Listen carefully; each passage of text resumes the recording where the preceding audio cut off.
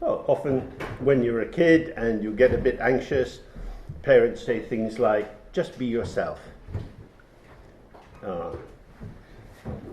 This is meaningless advice because we can't be ourselves, because the self is a construct. It's something artificial, according to all the different schools of Buddhism. And we spend a lot of time trying to secure the terrain of identity. We have a lot of politics at the moment in terms of representation, having more status, more validity for gender groupings, race groupings, class groupings, and so on.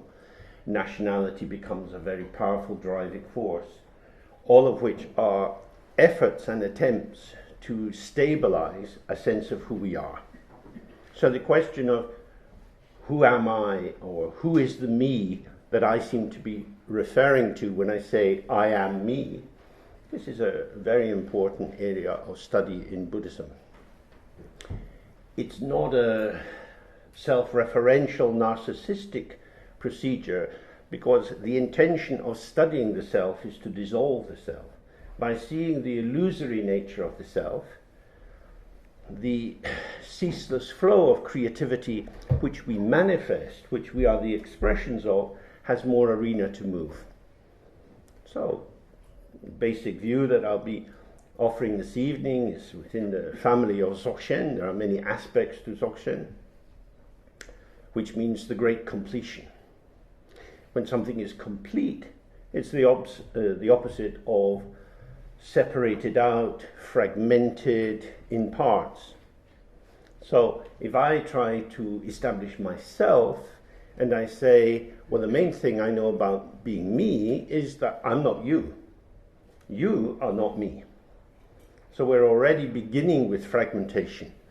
We're already then trying to find the limits and the internal definition, the internal integrity of myself. I am an individual. The word individual indicates indivisible, that you cannot be broken into pieces, you cannot be divided. But clearly, one of the main things we know about ourselves is that we're very unreliable.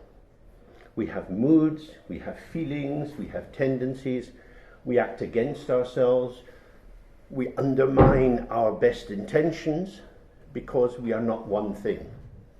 It is as if we are many. The multiplicity of energy or karmic tendencies which constitute what we call ourselves is dynamic and relational. That is to say, if you tell me a joke, I'm going to laugh. If you tell me a sad story, I'm going to feel sad. We could say, you are doing that to me, but in a sense I don't have a choice. If the joke's funny, why wouldn't I laugh? When we think of ourselves, it's almost like I am a building and I have a front door and the door has a threshold and I can choose to go out or in. I can stay in myself or I can be more social and go out. This is an illusion because we live in a house which has no doors and only open windows through which the sensory experience is arising all the time. So I am constructing my momentary constellation of self-identity on the basis of my editing of the flow of experience, which is without beginning and without end, which is not in the palm of my hand. It's not all up to me, but neither am I entirely a puppet of circumstances. What we take to be I, me, myself arises as a co-emergence with circumstances. These circumstances cannot be predicted. And so I find myself potentially in a state of reactivity or in responsivity. And I'm trying to indicate what I mean by the difference between the two. If something happens to me and I feel impacted, and then I'm thinking about my life and this is very difficult. Now I have to react, I have to do something. So I do it from my individual position. So there's an impact, a bit of a time lag of processing, taking up a position, and then from that position, I react out into the world. That's what happens when we construe things through the filtering system of the habitual construction of our sense of self.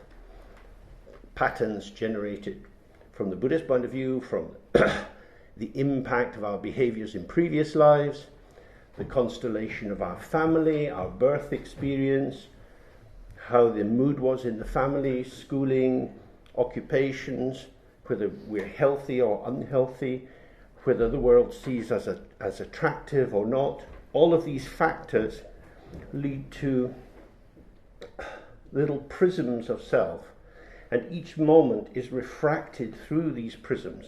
And so we have this complex projection of appearances which we then take to be strongly real. And this is our normal situation.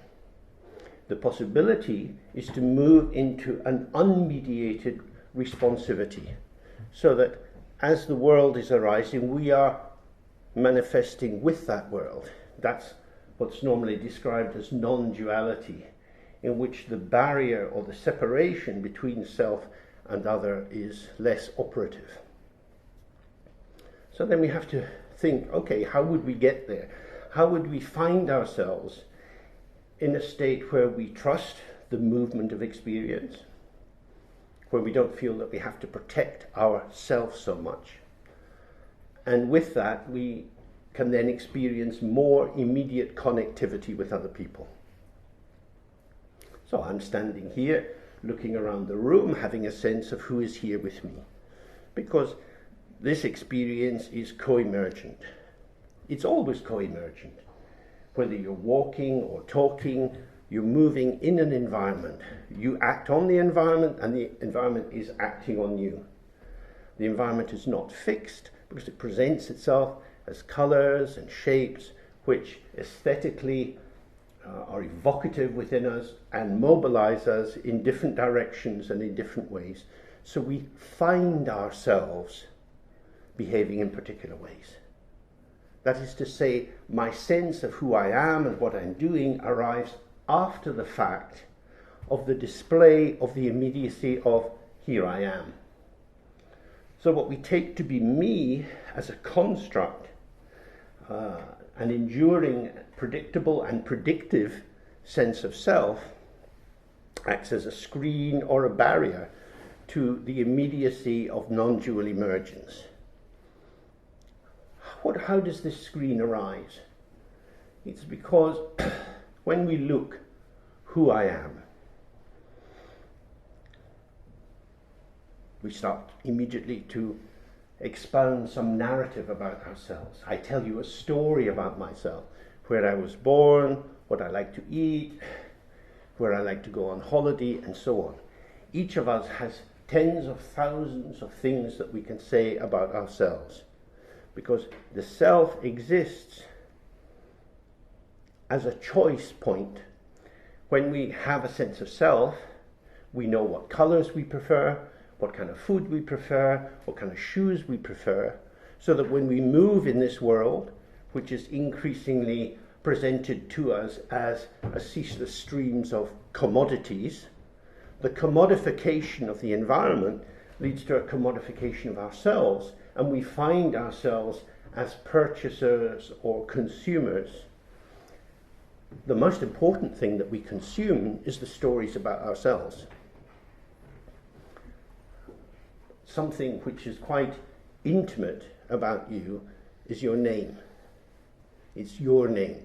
If somebody calls out your name, you immediately turn, because this is me. But you didn't give yourself your name. Your name was given to you by someone else. So you have become the name that was given to you.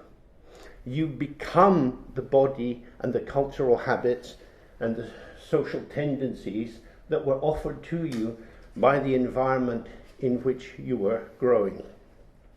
Why is that? Because what we call the self is an empty sign.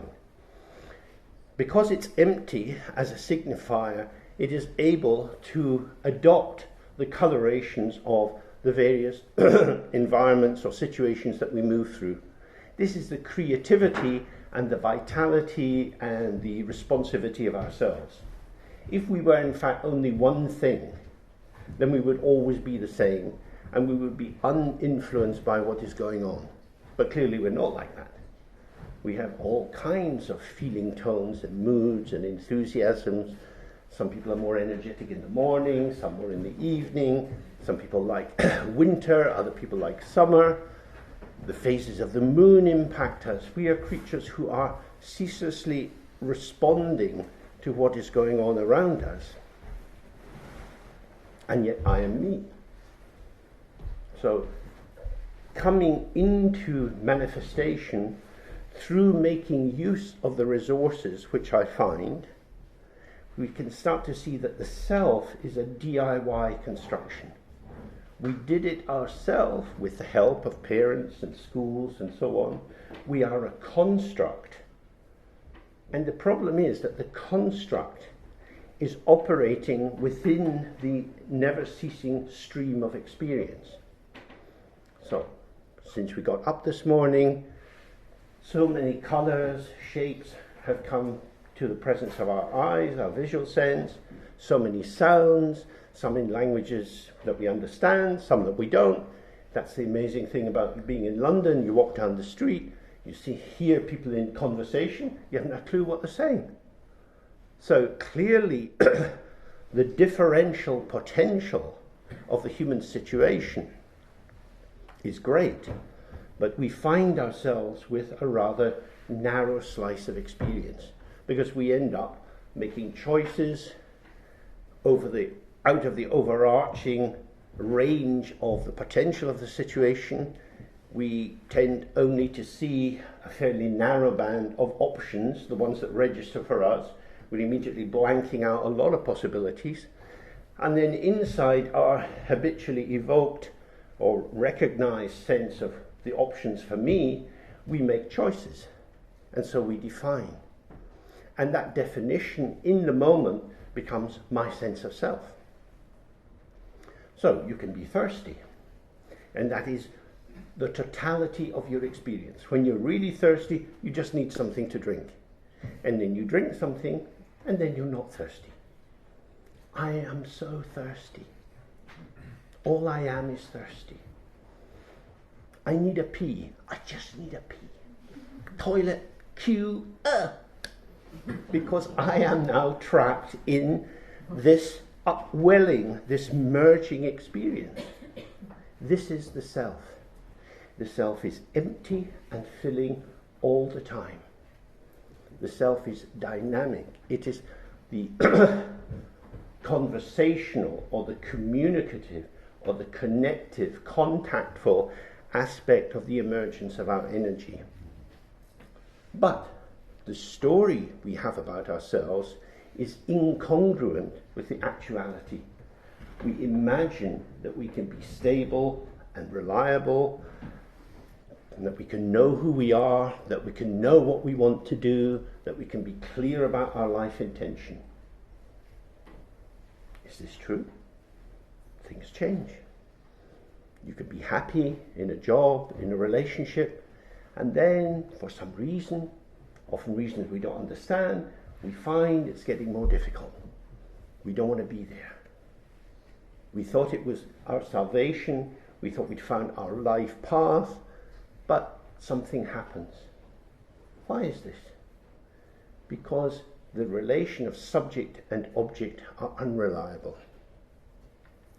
Some of you will be old enough to remember that Charles de Gaulle, in his visceral antipathy towards the British, made a lot of trouble for Britain when it was trying to join Europe. We applied again and again, no. Okay. But eventually we managed to get a toe in the door and then take our place in Europe, and now we're leaving. All that effort to join, and now another huge swathe of effort to leave. Where do we belong? We are British. What sort of British? Scottish British, Welsh British, London British. So many kinds of British. Our own kind of British. we have a representative democracy in which we get a chance to vote and have people act on our behalf. Do we ever feel that our own local politician actually acts on our behalf? Probably very rarely, because we are unique. Not unique because we have an internal defining essence, but unique because of the continuously manifesting, altering, patterning of our choice making. So the self is here, but not here at the same time. So classically, in the early stages of Buddhism, they think of the 5 skandhas or the 5 heaps, which are the basic ingredients of the Pudgala, the sense of being a person. So we have a sense of form, which is shape and colour, which is the facticity of the appearance of seeming things in our world. When you open your eyes in the morning, you encounter a room. It is here. And that immediacy then brings a response of liking, not liking, and neutral. That's the sensorial feeling tone which arises in response to what we encounter. So you wake up and you turn and you look at the alarm clock and you think, shit, it rang, I didn't hear it, I'm late. So on the shape of the alarm clock, there's a constellation which then leads into perception, but perception as apprehension. This is the third of these basic ways of construing the self. I take hold of the situation. I'm late. With that comes the 4th level, which is associations. The enrichment that comes through remembrance of being late for school, remembering that your boss isn't too happy with you, remembering the perilous state of transport in London, and then anxiety arises. And then you're really aware, I am late. So this is the 5th level of consciousness.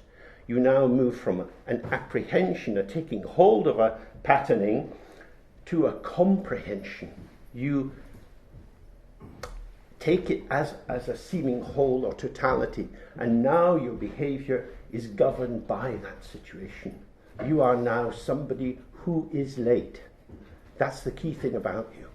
And so until you get into the place, your workplace, and manage to explain why you're late, which usually involves some degree of lying, you then don't feel very relaxed. Something has gone wrong. I am the wrong kind of me.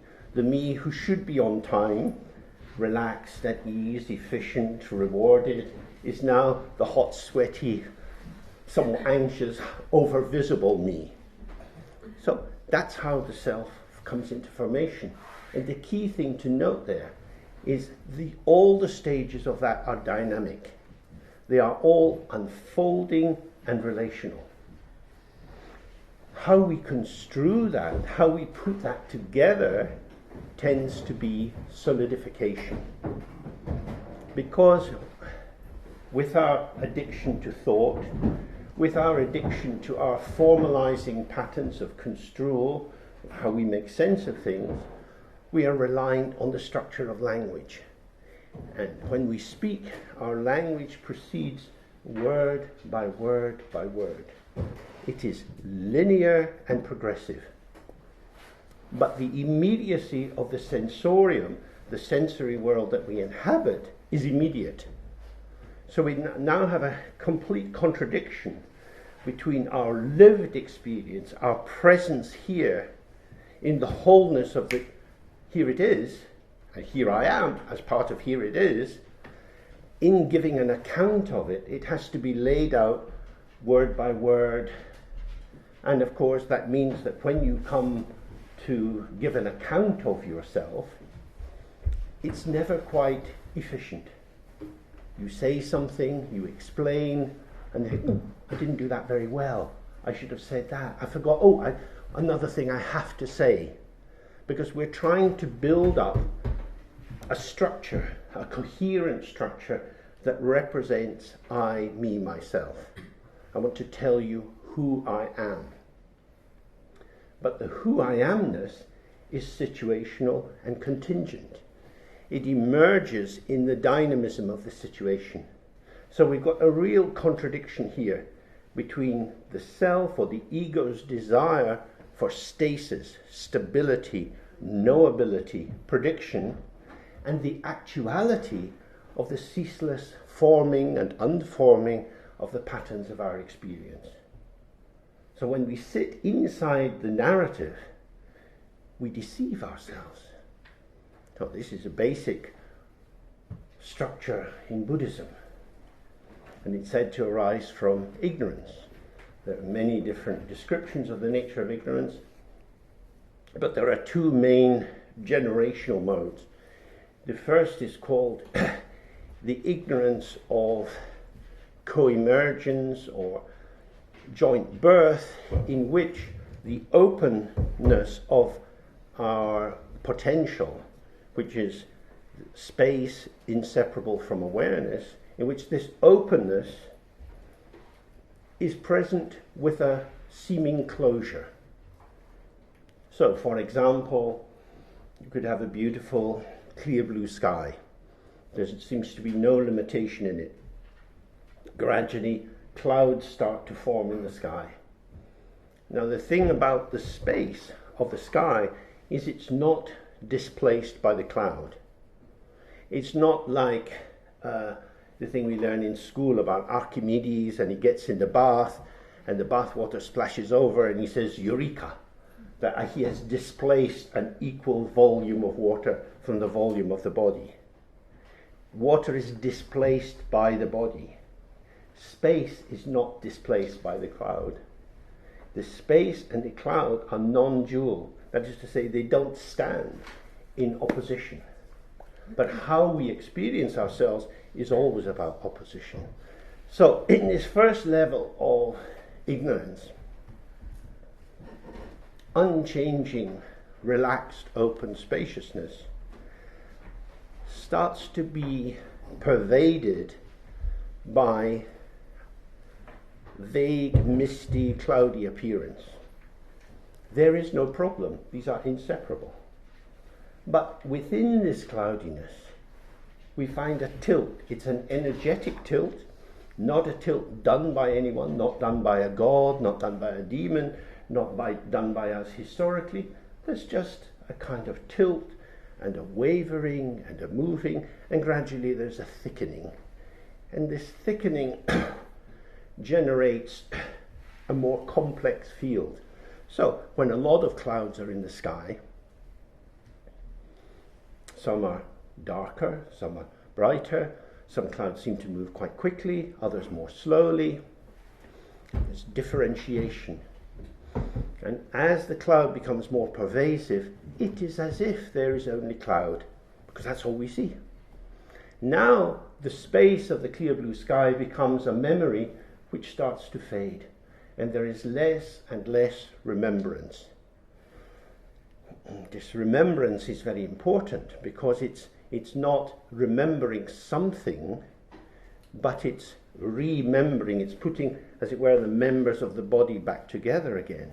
So you have the always integrated, the integral wholeness appearing to fragment because of these pulsations of energy. The energy is the energy of the mind, which we can start to explore in meditation, and if you come at the weekend, we'll do this in more detail.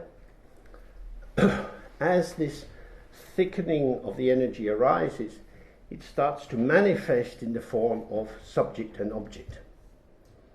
There seems to be an experiencer and an experience. This leads to the second level of ignorance, which is the ignorance of naming everything, of identification. So, I am like this, you are like that. This is an oak tree, this is a birch tree. Coffee doesn't taste like tea. And the more you go into conceptual elaboration, the more you go into developing concepts, it is as if you are gaining more power to identify and describe what is there. From the Buddhist point of view, this is the force field of the great delusion that we live within. Because what is actually happening, of course, is that there is no such thing as description. All description is creation. That the world comes into being according to our means of constellating experience. And the more that constellation is coming through our culturally approved, reinforced through education, through this matrix of interpretation, we take it for granted that things exist. So reification appears as objects out there. To reify is to take hold of the world as inherently real objects or entities, each of which has its own personal essence and substance, that each thing we see is defined by its own qualities.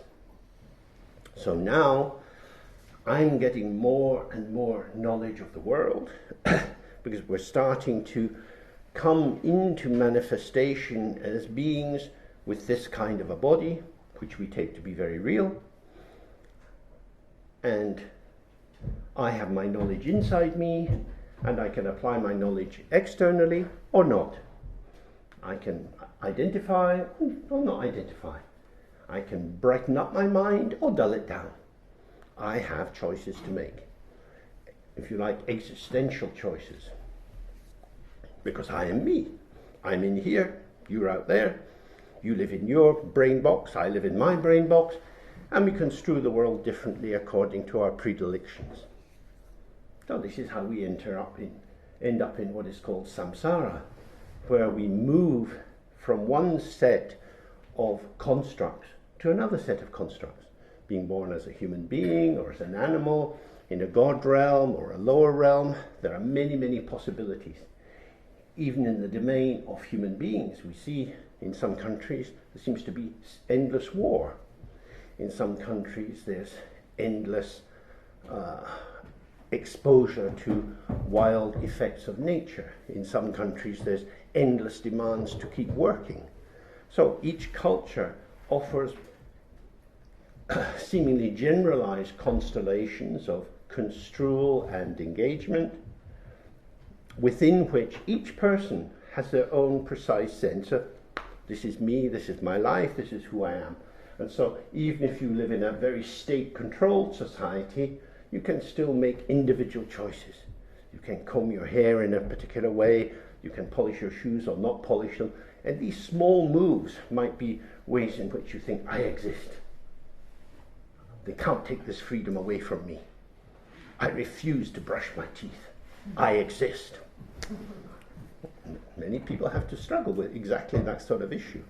And the issue is, how do I decide in a way that can define me to me? See, this is the end point of a long chain of misapprehensions. So, in Buddhism there are many, many different approaches. You can start with your embodied presence and think, I'm a human being, some bits of my life go well, lots of bits of my life don't go very well, so I've got some good qualities and some bad qualities. I should try to restrict my bad qualities and develop my good qualities. This gives me something to do. And if I work hard and I'm careful and I'm mindful, I can become the kind of person who is worthy. Worthy of what? Worthy of becoming enlightened. Now this would suggest that enlightenment is a prize, is the result of activity. If the activity is not carried out, you won't get the result. So it is dependent on individual effort and individual mobilization. So I am building the new Jerusalem. I am building something good for myself. And there are many Buddhist paths which start from this point of view and suggest many profoundly helpful and generous ways of proceeding. You can help to support the practice of Dharma, you can feed meditators, you can print Dharma books, you can fund a hospital, you can give your spare money to people who are suffering, and in this way you can accumulate merit. And you can also start to examine the truth of the propositions that you have about yourself. So you might start to see, oh, I'm not as solid and defined as I thought I was. And through that examination, you have wisdom. And if you accumulate merit and wisdom, then, like having the two wings of a bird, you fly to enlightenment. That's one kind of story. And of course, since enlightenment is very far away, it exists for us as a story. There is a happy land far, far away. It's always far away. So, the more you start with material definition, the more you start with the familiar sense of self and take it as veridical, as true, as reliable, you have an awful lot of work to undermine that and put it into question. Then in the Mahayana tradition in Buddhism, we start to explore the nature of emptiness, which is to see that what we encounter through the senses is here, undeniably here, but here as what? If I tell the world what it is, then I can say, I am in a room where one wall has mirroring on it, quite a few people in the room, we're in East London, inside a Buddhist centre, we're in winter, this is where I am, and I'm talking with you just now.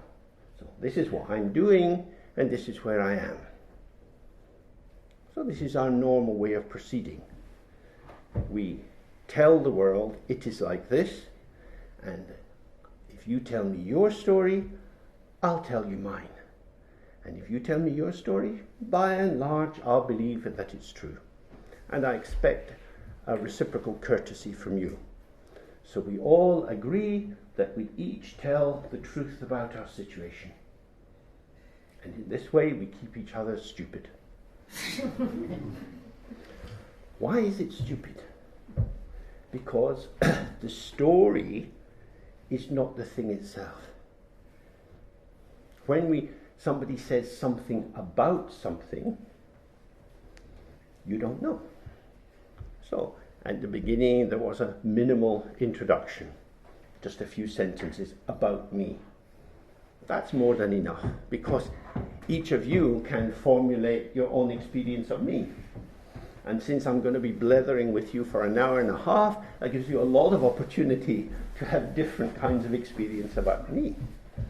The experience is about me because whatever is occurring moment by moment is being cooked through these prisms and matrices of your own interpretation. The more we relax the interpretation, the more we have a raw, fresh encounter with what's arising. And what is arising is sound. Out of my mouth, sound is coming. And you take hold of the sound, and it makes sense to you. Is this because you're the most wonderfully intelligent people in the world? We could say that. But you have an added ingredient, which is the knowledge of English. If you didn't have the knowledge of English, it wouldn't make any sense to you. So, I am making sounds which you are interpreting. Often we forget that. We take it for granted. It is as if meaning is coming out of the other person's mouth. It's not true. Sound comes out. When you look, you see, what do you see? Shape and colour.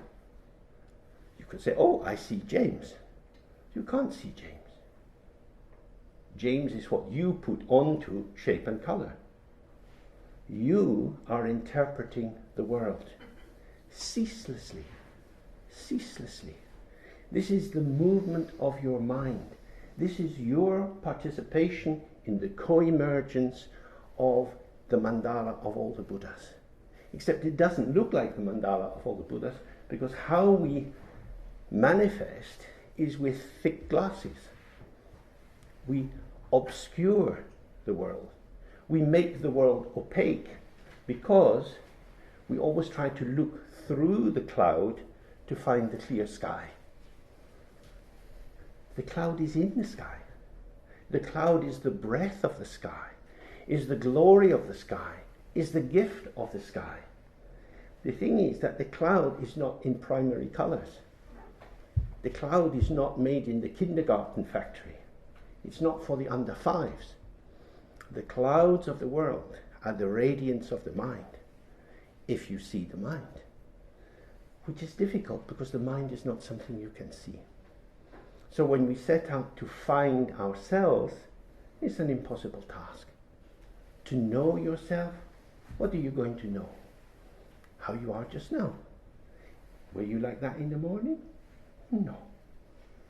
What you find is the revelation of the manifestation of your energy as it manifests in this moment with other people. Infused with proprioceptions, sensations, feelings, moods, thoughts, memories, hopes, fears. All of this is arising all at once, not in a linear way. So when we think about it and we try to make sense of it, the last thing we do is rely on the senses. We make sense of the world by forgetting the senses and going into conceptual elaboration. So, when we are telling the world what it is, when we are telling ourselves who we are and how we are and what we are, giving an account of where we were born, our gender, our race, our interests, and so on, we ourselves are thickening the clouds of obscuration. These clouds are intrinsically empty. They have no density. They have no power to obscure unless you take them the wrong way. If you take them from the point of view of duality, this is happening to me, but what is it? What is it? It's already happened. Yeah, but what is it? I want to know. You don't have to know. It's already happened. No, but I need to know. Why? Because I need to be able to make sense of life. So as I try to make sense of life, I obscure my existence.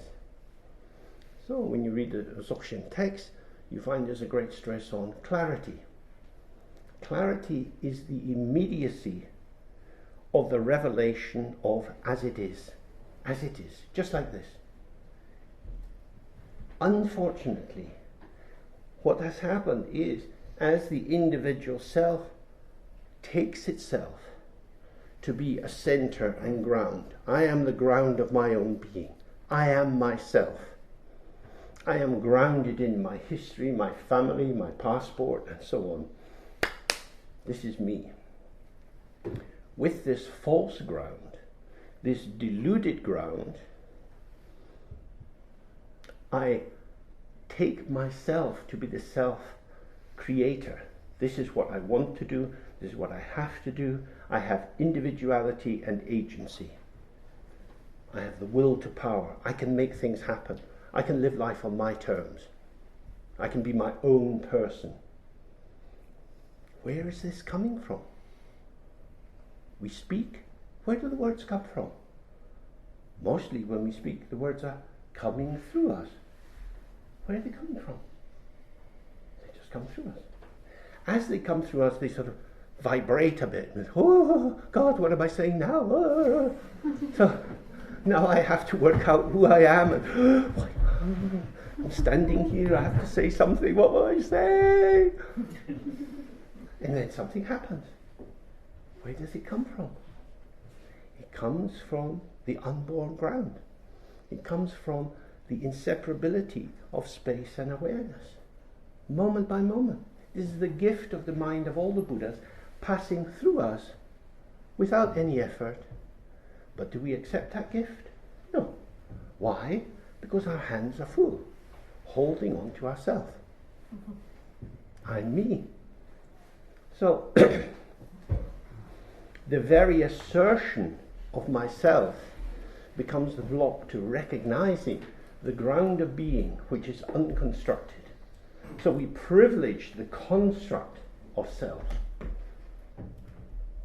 And that so intrigues us, so fascinates us, that in that intoxication, in that merging, in that mesmerization, we don't see the space.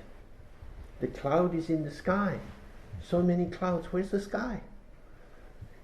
The self, the energy of our presence, moment by moment, is a movement within the space of awareness. But where is awareness? We can find a memory. If I ask you, what was the best summer holiday you had as a child? Something is going to come to mind. Being on a beach or climbing trees or doing something like that. We can search for memories and find them. We can formulate plans. Maybe this coming year, what will I do in the summer?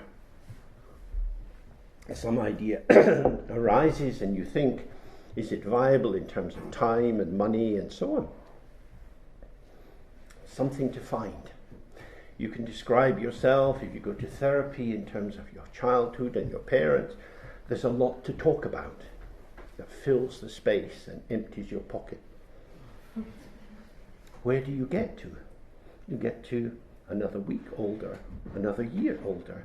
You get the progression through time as somebody looking to find themselves.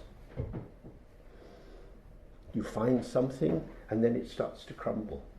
Because as we were looking earlier, the self arises in conversation, in interaction, in dialogue with the emergent field factors, all the events around us, which are also always changing. So we are changing and the world is changing, and in that tumbling, here we are.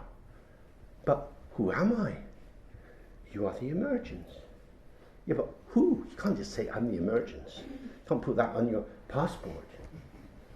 Well, do we think that the law is a reliable guarantor of our true identity? Passports allow you to move through countries and past policemen who probably don't like you very much, but it doesn't guarantee who you are. You don't get a passport on the basis of ontological inquiry. You get it on the basis of a birth certificate, a formal, conventional piece of paper. Because your parents registered your birth, you exist. If you're born in a country where they don't have that registration and you come to Britain as an illegal immigrant and you don't have any papers, life is much more difficult because you then have to try to formulate a kind of identity that will fit into the pigeonholes of a bureaucratic system. So all that we can say about ourselves is actually the emergence of the radiance of awareness, but misconstrued as a true account describing who we are, the circumstances of our life, and our intention. So hopefully you can start to see that what we might call awareness or clarity or openness, and what we can describe as the ongoing practice of ignoring that openness and fabricating illusory identities, they're not so different in nature. They're present simultaneously. This is the first kind of ignorance I was describing. There's the clouds in the sky. The cloud is always in the sky. Or in a traditional example that some of you will know very well, there's the mirror and the reflection. The reflection is in the mirror. So when you look in the mirror, you see something. What you don't see is the mirror. You see the reflection. The reflection fills the mirror, and we are intrigued by the reflection because you can say something about a reflection. Reflections belong in the realm where thought and interpretation and the generation of meaning in our relative truth sense is very easily manifested. But what about the mirror itself? You never see the mirror. The mirror shows itself as something else, but the something else that the mirror shows itself as would be impossible to see if there wasn't a mirror. You wouldn't have clouds without the sky, but when the clouds fill the sky, you don't see the sky. The sky is always there, the mirror is always there. It is the emptiness of the mirror and the sky that allows the manifestation. In the same way, it is the emptiness of the self that allows the ceaseless display of all that we are and all that we appear to be and all that we could be. The potential, because we don't yet know how we're going to be. We don't know how we're going to be in an hour, or tomorrow morning, or in the summer. We know very little about the future. But if we're not dead, we're going to be there. And how we'll be there, we don't know. We don't know what our mood's going to be. You might be on holiday and be having a good time, and you get a phone call that your mum's dead. And you think, oh shit, sad. I'm on holiday, sun's shining, but I'm sad. How did that happen? Because life is crisscrossing in these ways. We manifest according to circumstances. Where from? What is the ground of emergence? And we could talk about this for 100 years, we wouldn't get anywhere. You just have word following word, following word, following word. This is why meditation is essential. And especially from the point of view of Dzogchen, the meditation of non-meditation, which means not to enter into the kind of meditation which requires individual agency and individual effort. I am meditating. I am going to observe my breath. I am going to do body scanning. I am going to do prostrations. I am going to do Rushen. I am going to do the sensing. All of these are activities which require the focusing of individual subjectivity towards a task which is predetermined. You learn how to do it, you get the transmission to do it, and then you do it. Who is doing it? I'm doing it. If I don't do it, it's not going to happen. What's not going to happen? Whatever happens when you do that. Do you want to get what happens when you do that? Yes. Why? Well, I'm a Buddhist. That's the sort of thing we Buddhists want. That's why we do these things. Okay. That's the meditation of meditation. What is the meditation of non-meditation? To relax. To be present with whatever comes. Whatever comes, comes. Whatever goes, goes. I might not like it. This is the heart of non-meditation. When the thought constellation of our habitual tendencies arises, when we find ourselves liking and not liking, when we find ourselves wanting to edit to make it a better fit, then we're of course returning to the self constellation as the true ground of who I am. So when that energetic formation starts to arise in us, again we relax. You can relax in the out-breath, you can relax with the 3 R's, doing Guru Yoga. You can simply relax.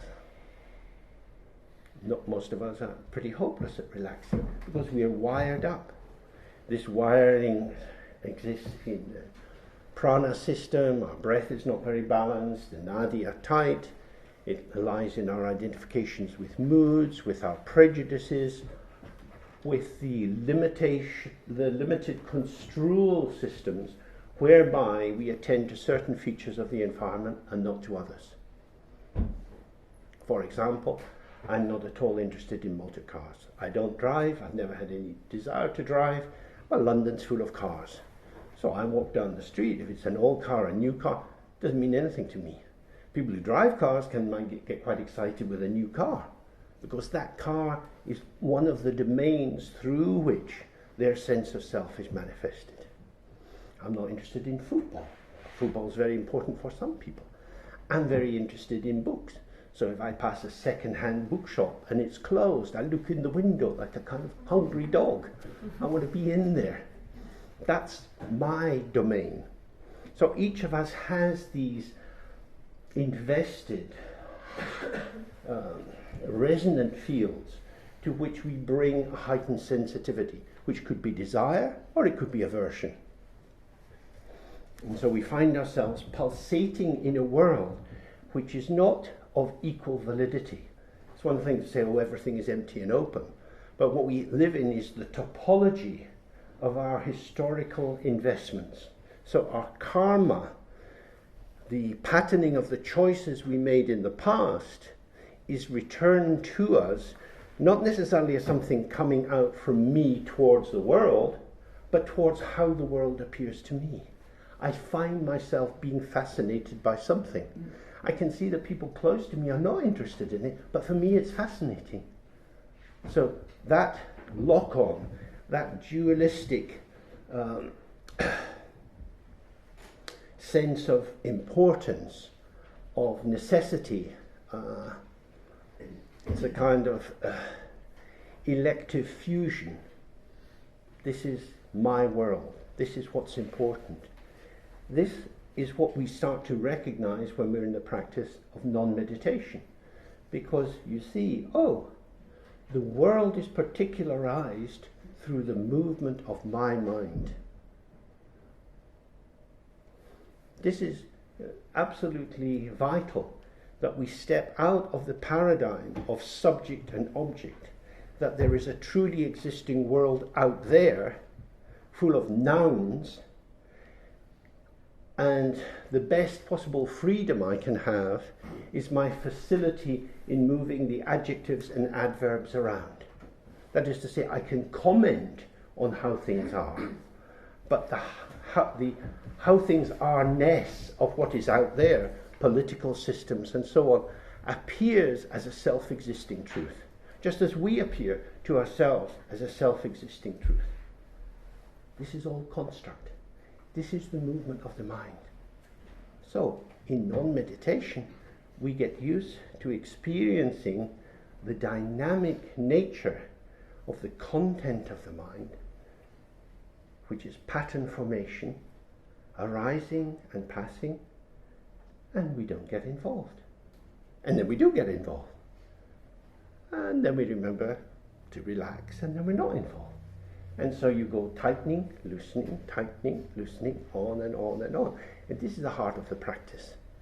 Getting lost is the heart of the practice, which is why it says in many of the texts, may our problems be the path.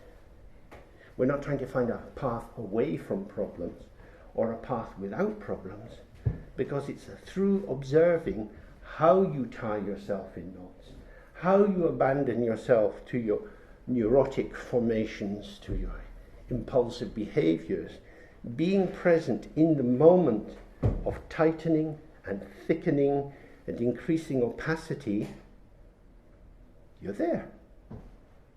You're clear in confusion. You're shining in the dark. This is the main focus of the practice. Whatever arises is ungraspable. We read that in the text again and again, but we keep grasping. We're grasping the ungraspable, and so we become disappointed. So, what is the source of our suffering? What is the source of our frustration, our misery, our feelings of lack of success, that the years go by and we don't make any progress? It's because we are apprehending and comprehending that which is ungraspable. But if I just allow it to happen, won't I kind of dissolve?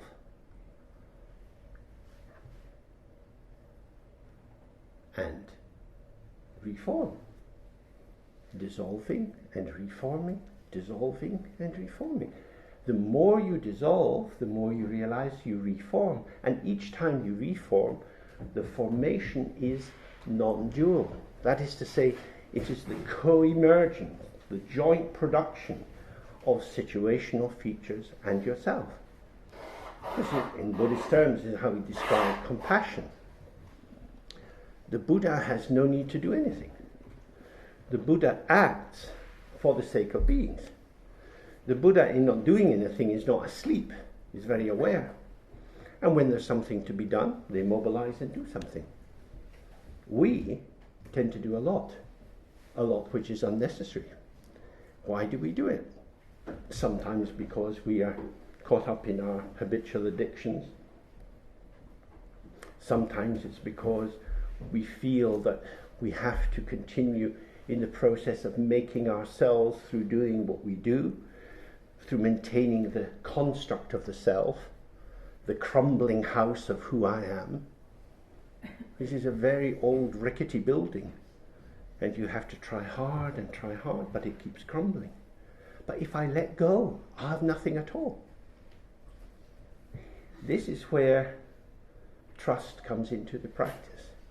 So in the beginning of these teachings coming into the world, as we know, they came from Garab Dorji, and he made these three famous points. The first is, you need to hang out with yourself. You need to be with yourself to be yourself. Don't think about yourself, don't tell yourself who you are.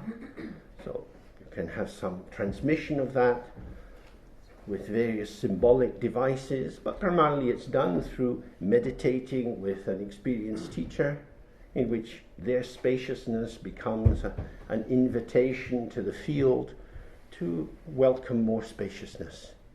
Rather than being over-invested in the cloud, in the reflection in the mirror, in the familiar self-constellation, this is me, this is who I am. Oh, I'm manifesting and dissolving. I'm happy, then I'm sad. I am unreliable. This is a wonderful freedom. It's a terrible thing to be reliable. It's built into the capitalist production system with machines. If you're working with a lathe, it can take your finger off. You have to be mindful of the task, and you have to be able to attempt to be in control of it. You have to be reliable. Factories need reliable workers, because here's the conveyor belt. Cupcakes coming down. Your job today is to be Mr. Cherry. Cherry, pop, pop, hour after hour after hour. If a cake goes through without the cherry, its supervisor arrives, docked 5p. Many people still survive in that kind of nonsense world. We have to be reliable. That is to say, we must maintain a reliable form. This will not be impossible if you do the meditation of non-meditation, because all forms arise due to circumstances, and if you pay attention to how you need to live in terms of getting kids to school on time or maintaining your job, the field will evoke the constellation of what you take to be your self pattern, and there you are, doing what you have to do. The key thing is to see what is the ground of this manifestation. So, in Dzogchen, we truly and deeply open to the understanding developed by Nagarjuna in the Madhyamika Karikas, and the developed Prasangika view, that is to say, there is nothing. But this view is inseparable from the Chittamatram view of mind only. That is to say, there is nothing but emptiness. But emptiness is not just nothing at all. Like the sky, the wind is moving. The breath of the mind of the Buddha manifests as all the structures of thinking, feeling, sensing, and so on. These are presenting, they are appearances which are empty. So Tibetan language is full of juxtapositions, nangtong, saltong, and so on, which say there is appearance or there is clarity, and it's inseparable from emptiness. When you see the mind is empty, yet inseparable from clarity, And that clarity, the field of clarity, which is the immediacy of whatever is arising here. So, you come in this room, the room's here, we didn't need to make it. You look around the room and you see the shapes of what is here. This is the immediacy of what is arising as the self-display of openness. So in Tibetan it says Kada and Hlundrup, and these two are inseparable. And within this field of clarity we have movement. And what is the movement? It's moment by moment. You're sitting in your chair, you move around, your posture shifts and so on. I'm talking and moving about. This is the movement of energy within the field of clarity, which is inseparable from emptiness. This is the most simple, uncooked, direct mode of the mystery of me. So for each of us, as we manifest moment by moment, we're manifesting in a context. There is always a situation in which we move. And with the act of conception and the fertilization, it's occurring in the womb. The fetus develops in the womb, comes out of the mother's body into a room. Somebody holds it, somebody cleans it, somebody wraps it, somebody talks to it. We are always somewhere. Always somewhere. So when we think, but I'm just me, and I can leave this room, I don't ever have to come back to this room. So this room is not going to determine who I am, because I can go into other rooms. And in other rooms, I'll see different things, and I'll feel different things, and I'll be me. I am the one sole, reliable, continuing feature of this world. Is this true?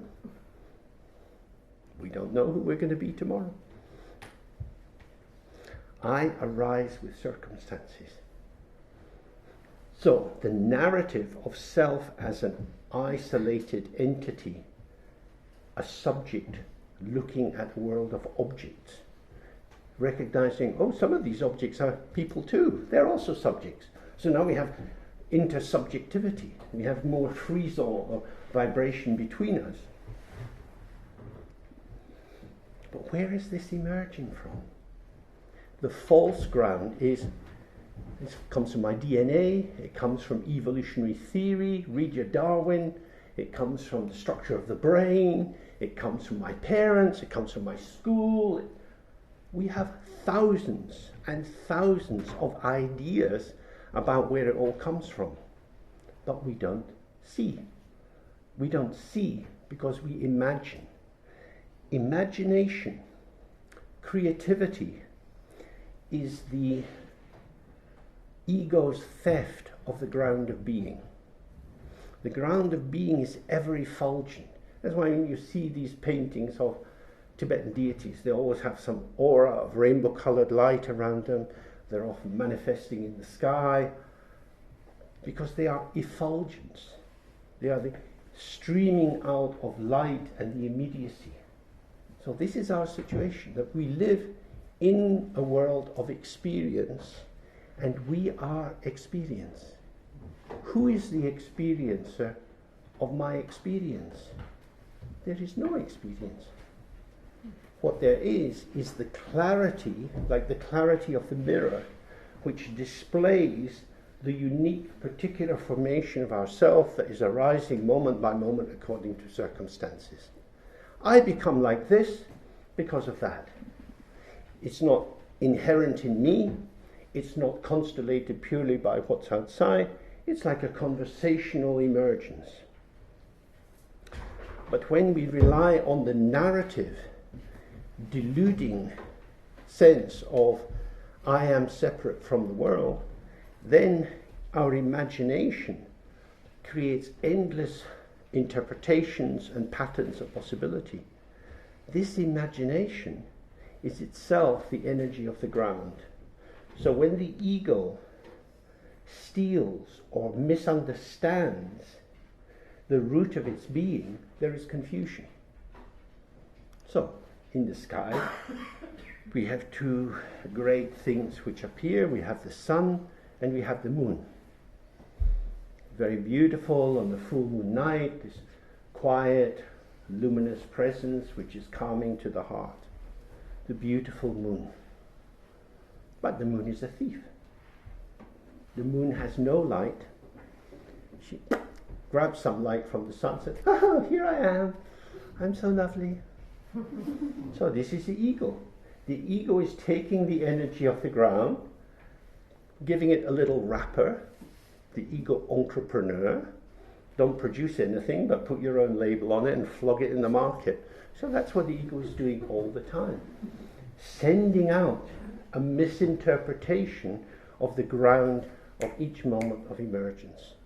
So the function of non-meditation in the Dzogchen system is to allow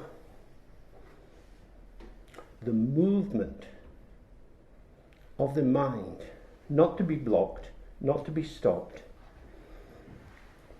but to allow it more nakedness as it arises from the naked ground.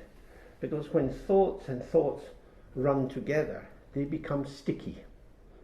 And the stickiness creates the concatenation, the building up, the juxtaposition, which seems to feel like the inherent existence. This is real. I feel sad. I'm getting bored. Does this guy never shut up? So there's some thought structure arises in the mind. Oh, now I feel like this. And then it's gone. It was a feeling. Where did it come from? It's my feeling. If I felt it, it's mine. It's like being a kid and finding 20p on the road. I found it. Finders keepers. So we grab these emergent contents of my mind and take them to be the proof of my mind because I found the thought, which is my thought.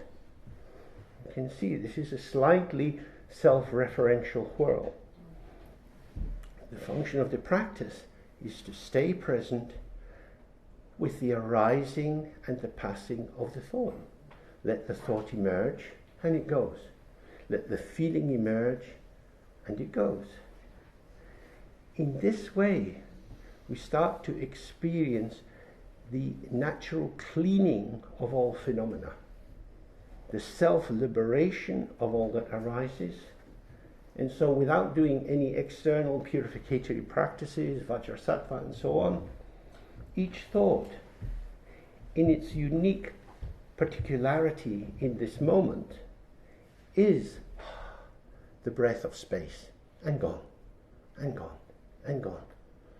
So, the purity of the mirror, the fact that the mirror is never touched or dirtied or contaminated by any reflection that arises in it, no matter what form and shape that reflection has, is paralleled by the mind, the open purity of the ungraspable ground of being, which is present in us all, but not as a commodity we can take hold of. This ground manifests as all these thoughts and feelings. Feelings of self-hatred, self-doubt, confusion, worthlessness, critical parental thoughts, self-destructive thoughts, all of this. When we allow ourselves just to be present with each of these formations, this is just nothing. Nothing showing the form of something, appearance and emptiness. And the emptiness is the purity of the appearance, even when the appearance appears to be, to us, to be horrible, and we don't want it in our mind, and we don't want to be like that, and I'd rather be somebody else. So the stickiness and the cleanliness are present at the same time. And the stickiness is developed by attachment. Attachment here doesn't mean grasping onto something. It means involvement. We merge. How do we merge? Because we take ourselves to be something. So, with this traditional example of the mirror, the mirror's generosity the generosity of its potential is to show whatever is placed in front of it. Without effort, it just shows. Because the mirror is empty of self-form. In the same way, our awareness, when we spend time with it, we see it's not an entity. It's not a thing. It doesn't stand in relativity to anything else. It just is inexpressible. Again and again in the text, they say, nobody can express this. When Kuntu Zangpo was describing the 5 qualities of the ground, he said, this ground, or the basis of everything, which is the space and emptiness, Yingri Gyarme, it is inexpressible. We like expression. Through expression, through thinking, speaking, defining, we create this self-construct. The self-construct you can get hold of. The ground you can't get hold of. So, I take hold of it because I want to guarantee the freedom to be myself. The mind is empty. Now, here are 2 possibilities. Which hand has more freedom? The clenched fist, in imprisoning what it gets hold of, imprisons itself. This is why there's a lot of suffering in samsara. Not grasping, everything is possible. Grasping, you diminish the possibility. So this is the structure of the meditation. This is the struggle in the work of meditation. That if I want to find out this amazing mystery of being here, instead of closing that space of inquiry by telling myself who I am, by adhering to, merging with, identifying with particular patterns that arise and taking them to be the truth of the representation of who I am, if I desist from this unnecessary activity, find the flow of potential doesn't cease, but it's more clearly available. If you go into a shop and you want to see what's there, you have to not be wanting a red sweater. You have to not be wanting to buy plantains, because now you're looking for something. Plantains are important. I don't want ordinary bananas, I want plantains. How come you don't serve plantains? We've got a very mixed ethnic population here. You should be selling plantains. That's what I'm looking for. Oh, but we have all these other things. I don't care, I want the plantain. So this is us. We are a very biased shopper. We're looking for the things that confirm the validity of me being me. And this is why meditation, although it's easy in its openness, is very difficult to practice. Because again and again we face prejudice, prejudice, the judgment which is installed before the moment of experience. We are preoccupied. We're already full of propositions and definitions which seem to install the truth of what is happening. Let it be. What is it? How is it? What is it is always tempting. Let that one go. How is it? How is it doesn't require a description. It's showing itself. It is how it shows itself. Then you move from interpretation to start to taste the intrinsic clarity of the mind. That everything is shown. Everything is a gift without effort. So much is arising. Here it is, here it is, here it is. And now I'm more peaceful. More peaceful, more here it is. More here it is, more peaceful. This becomes the way that the practice develops and deepens by itself. And this, of course, is essential. If you're dissolving the notion of agency, you don't have to be inside yourself trying harder. That's confusion and delusion. It's not about effort. It's effortless. How can that be? Your mum never said that. Your dad never said that. Your school teachers never said that. Everybody has always encouraged you, try harder. You've got to get it right. Don't waste your life. There's a lot to do. Who's going to do it? Well, you are. And if you do it well, you'll be rewarded, and then you'll be happy. This is the doctrine of samsara. This is the doctrine of confusion, which is presented as truth and light. So in the meditation, we are being present increasingly, slowly, and for many people with great difficulty, because we are so aroused, we become increasingly present with the fact that the impersonal becomes personal, which becomes impersonal. And the movement of the personal, that is to say, I manifest, I walk, or I talk, is a movement of the field of clarity which is impersonal. Buddhas don't have a personality. They look a bit different. There are particular tasks that they take on, but they don't need a personality. Personality is the separating out the individualized notion of the self-construct. When you start to see that your personality is situational and not a private possession. So, for example, walking down the street and you see someone you know and they've got a little bundle in their arms, and you think, well, it's a baby! Wow! You become different. Your baby attuning personality potential manifests. That's what happens. It's great. Walk away, this is fantastic. Shit, dog shit. Fucking people, they're bloody dogs. No, another aspect of your potential is manifesting. All of this is us. That is to say, we are situational. Or Buddhist language, the Nirmanakaya manifests into a world which is shaped and takes on corresponding shapes through profound empathic attunement. And the more we are in touch with this potential, we find ourselves being flexible and adaptive and able to accommodate many different situations.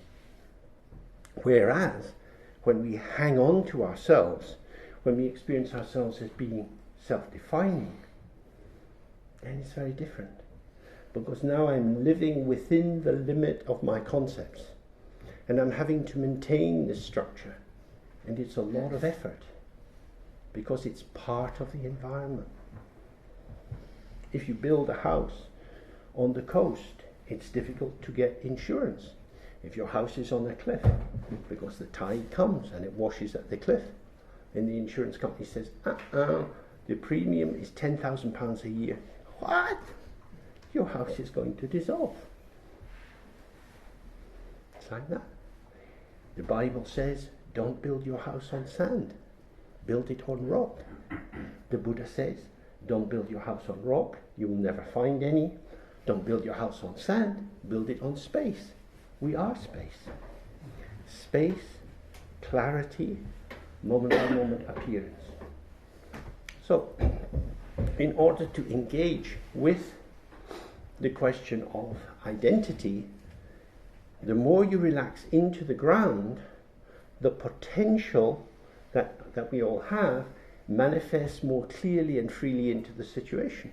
So it's not that it's going to be impossible to maintain a job or a relationship or talk with your kids. What you find is that you have more moves being available because the entry door into I, me, myself is loosening and opening. And there is more of me than I ever imagined. Because I don't have to imagine myself. I'm now more in touch with the imagination of the ground, which is the clarity of display. So this is just a very, very brief summary of the infinite beauty of Dzogchen, which is a great source of peace and tranquility and clarity if you allow yourself to enter into it. And as I say, we have tomorrow all day and Sunday in the morning to inquire more together into this, if you're interested, and to start to move into the meditation which allows us to work ceaselessly at the deconstruction of the delusion of a permanent individual self. The end. So, pleasure to spend time with you.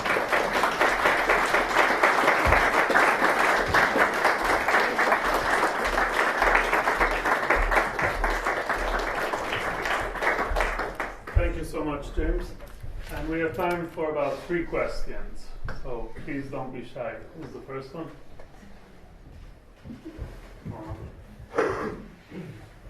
I know in England people are shy about asking questions. There we go. Hi. So sometimes I feel like I get very caught up in this idea that I don't have any identity and that everything I am is just emerging right now. But it really, really kind of terrifies me because I feel like there isn't anything, like it's just empty. It's almost like what you said about the house with the windows. It's like there is no house. And how, I don't know quite what the question is, but maybe I like misunderstand what you're saying, or how would you suggest to deal with that? I think it's always good to start with something quite concrete. So if you feel that you're dissolving and you don't exist, the most important thing is you just do a little bit of yoga, you bend your head down and you sniff your armpit. God, I stink! I exist! I stink!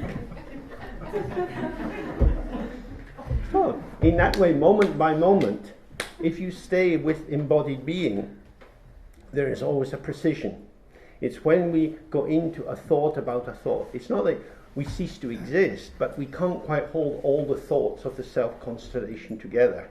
And it's as if I don't do it, it'll fall apart and there'll be nothing. But actually life is going on.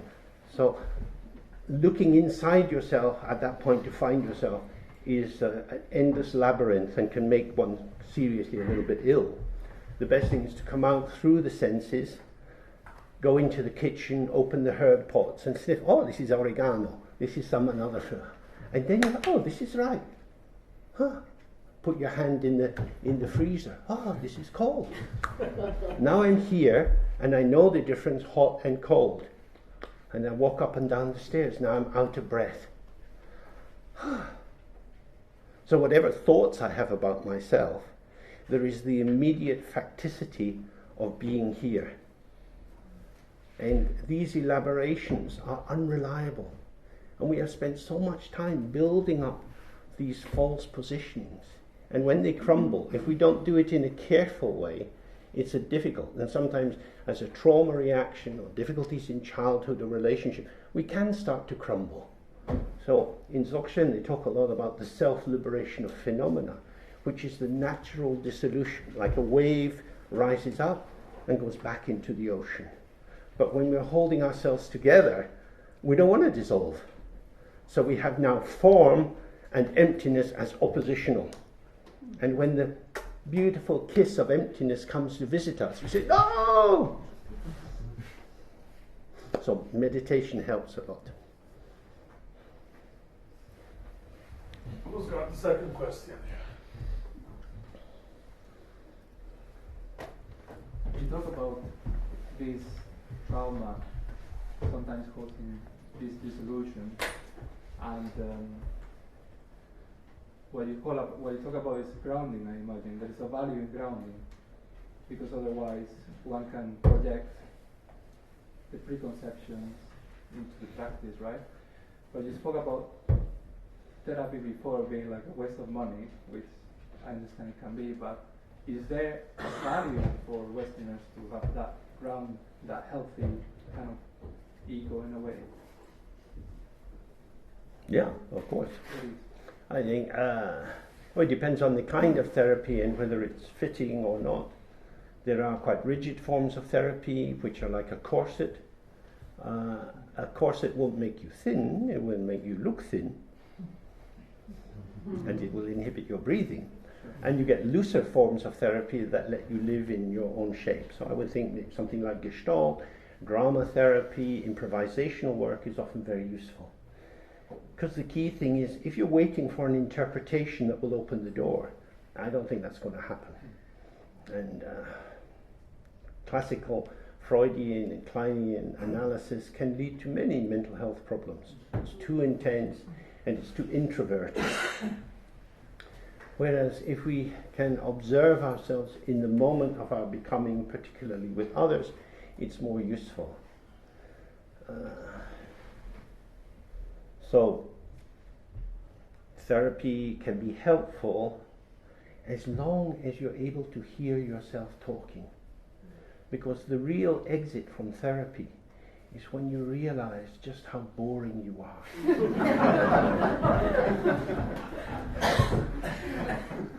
And as long as you're fascinated by your self-narrative, the therapy can go on, and there's always more to say, and more to say, and more to say, and where is it going to take you? So you get a spreading out in some way of the constituents of the self, but it's difficult to get any resolution because the ground of it usually is being formulated in terms of my mum was like this and she didn't give me this and my dad was like that, he was always on my case. And so although you're concerned with cause and effect, it's inside a very narrow frame and it just starts to reverberate. That's the danger of it. But a loosening therapy that allows you to observe yourself in the moment of becoming with others, that's probably going to be very useful. So firstly, thank you very much. I think the examples that you gave were very enlightening in the sense that I can actually imagine myself in a lot of situations for the examples. So thank you for that. My question is more around the fact that I often tend to think about, the next step, or this is what I need to do, but often find it difficult to live in the present. What are the maybe 2 or 3 things that perhaps one could do to actually enjoy the present and not have to think? And as much as I try to think about the present, I still start thinking about, 5 things to do. Okay, well, you don't want to think about the present because that will take you out of the present. When you're thinking about the future, you're in the present. Yeah. The present that's full of the thought about the future.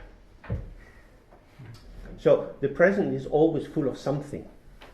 Now, some kinds of meditation try to get rid of thoughts, so you just have this empty sky. But then you can't do very much.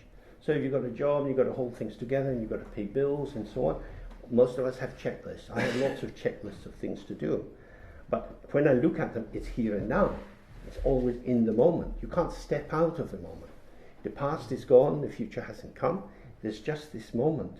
But this moment can show itself as the past or as the future. So the infinite potential of the moment, sometimes it's called the single great tigli, or the single great ball of creative potential. That this moment, moment by moment, is filling and filling and filling. So we can remember things from the past and think, oh, I wish I had done.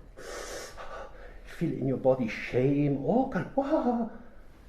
We are incredible. We fill with so much. And it's always here and now. So this space of becoming is opening to these constellations. Now, if you follow the form only and forget the emptiness, then you're just in this reactivity, like a pinball machine, to this movement of thoughts. The clouds are in the sky. It's so dark, I can't see the sky, but no clouds without sky. So when life gets heavy and we're very busy and preoccupied and maybe have self-hatred or self-demand, wow, lots of stuff moving in the sky today. That's all.